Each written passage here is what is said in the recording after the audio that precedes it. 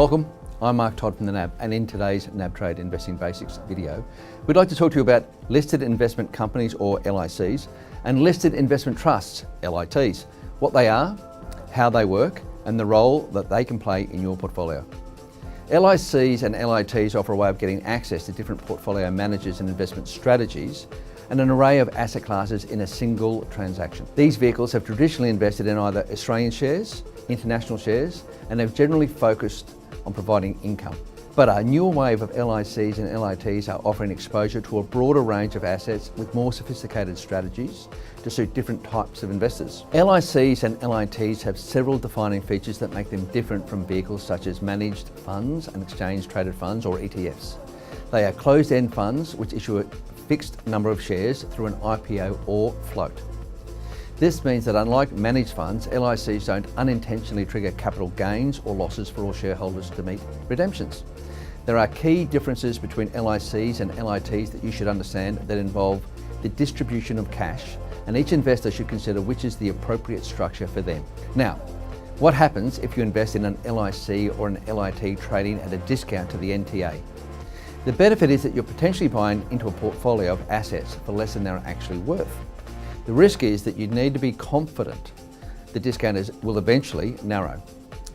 Conversely, if an LIC is trading at a premium, the risk is that you're potentially buying a pool of overvalued assets. Various factors can determine whether an LIC trades at a discount or a premium, and you should study these carefully before making an investment decision. There are also other specific risks to consider when it comes to LICs. The use of leverage and derivatives in complex structures which may not suit the risk profile or understanding of some investors. And LICs and LITs are of course active vehicles, so there is a risk of underperformance, and you also need to make sure that the manager's strategy is consistent with the evolving markets and your goals. Why you choose to invest in an LIC market will depend on your objectives, risk profile and financial circumstances. There are various ways I've seen investors use LICs and LITs. Now the first is the core satellite approach. To create diversity in their portfolio, some investors will use a bundle of broad-based vanilla LICs, ETFs and managed funds. Then to generate alpha, they'll invest in specialty LICs and other assets. And of course, we've seen many new LICs and LITs come to the market in recent years. And NAB Trade, their investors have shown interest in these opportunities for reasons including gaining access to experienced managers with different approaches to investing.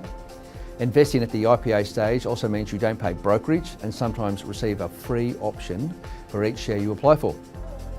Whichever strategy you wish to deploy and investment vehicle you pick, it's always important to frame your portfolio around your goals, circumstances and risk tolerance. Take the time to understand the nuances of the vehicle you're investing in, the underlying strategy and how the manager will manage risks, and consider seeking financial advice if you do need help in getting started in this part of the market. I'm Mark Todd from the NAB. Good luck with all your investing.